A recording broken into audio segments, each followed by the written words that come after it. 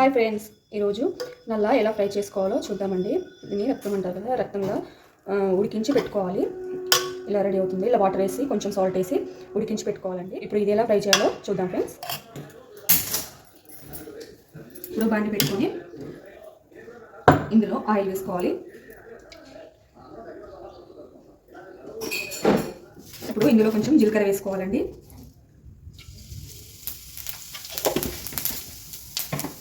జీలకర్ర మంచిగా వేగనివ్వాలి. జీలకర్ర మంచిగా వేగిన తర్వాత ఇందులోని చూసారా, జీలకర్ర మంచిగా వేగిందండి. ఇప్పుడు పచ్చిమిర్చి వేద్దాం. కొన్ని ఉల్లిపాయ ముక్కలు కూడా వేద్దామండి.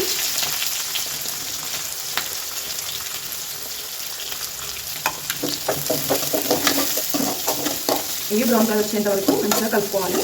ఇందులో కొంచెం సాల్ట్ వేయాలి, ఎందుకంటే పచ్చిమిర్చి వేసాం కదా. కొంచెం సాల్ట్ వేసుకుంటే ఉల్లిపాయలు కూడా కొంచెం తొందరగా ఉడుకుతాయి. మనం ఇందులో ఉడికించిన దాంట్లో వేసాం కదా నల్లగా, ఇందులో కొంచెం తక్కువగా వేసుకోవాలండి, ఎందుకంటే మళ్ళీ ఉప్పు ఎక్కువగా అవుతుంది. మంచిగా బ్రౌన్ కలర్ వచ్చేంత వరకు ఉడికించాలి. ఇందులో కొంచెం కరివేపాకు వేసుకోవాలి, కొంచెం కొత్తిమీర వేసుకోవాలి. మంచిగా ఫ్రై చేసుకోవాలండి. కొంచెం ఇందులో అల్లం వెల్లుల్లి పేస్ట్ వేయాలండి. పచ్చివాసన పోయేంత వరకు మంచిగా ఫ్రై చేసుకోవాలి. ఇప్పుడు కొంచెం పసుపు వేసుకోవాలి.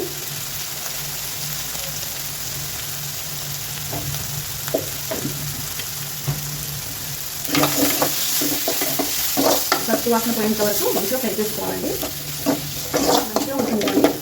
చూసారా, మంచిగా ఉడికిపోయింది. ఇప్పుడు మనము ఉడికించుకున్న నల్ల ఇందులో వేసుకోవాలి.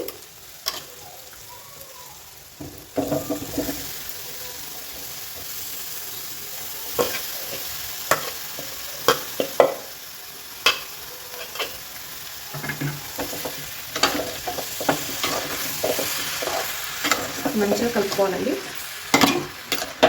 చాలా టేస్ట్ ఉంటుందండి.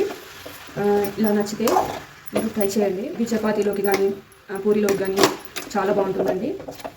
మనము ఇలాగే తిన్నా కానీ చాలా బాగుంటుంది. రైస్లోకి కాకుండా ఇలాగే తిన్నా కానీ బాగుంటుందండి. ఇది చపాతీలోకి పూరీలోకి అయితే ఇంకా చాలా టేస్ట్ ఉంటుంది. చాలా సింపుల్గా చేసుకోవచ్చండి. 5 minutesలో చేసుకోవచ్చు. ఇది ఉడికించుకొని నల్ల ఉడికించుకొని కొంచెం సాల్ట్ వేసి ఉడికించుకొని ఇలా ఫ్రై చేసుకుంటే సరిపోతుంది. ఇది మంచిగా ఉడకాలి.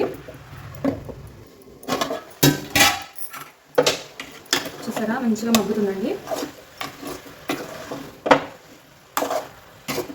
ఇప్పుడు పైనకెళ్ళి కొంచెం కారం పొడి చల్లుకోవాలండి. ఇలా కారం వేసుకుంటే చాలా టేస్ట్ ఉంటుంది.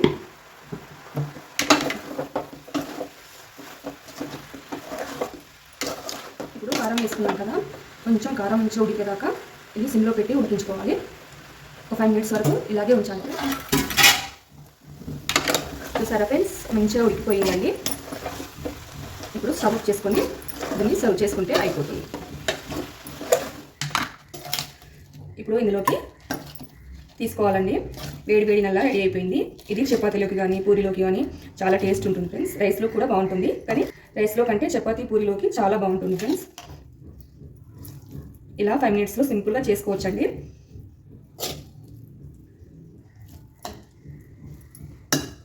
సరే ఫ్రెండ్స్, వేడి నల్లా రెడీ అయిపోయింది.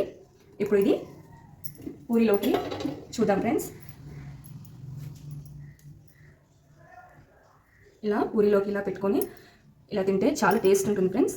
ఓకేనా ఫ్రెండ్స్, నచ్చితే మీరు కూడా ట్రై చేయండి. వీడియో నచ్చితే లైక్ చేయండి, షేర్ చేయండి, కామెంట్ చేయండి. ప్లీజ్ సబ్స్క్రైబ్ చేసుకోండి ఫ్రెండ్స్. Bye friends.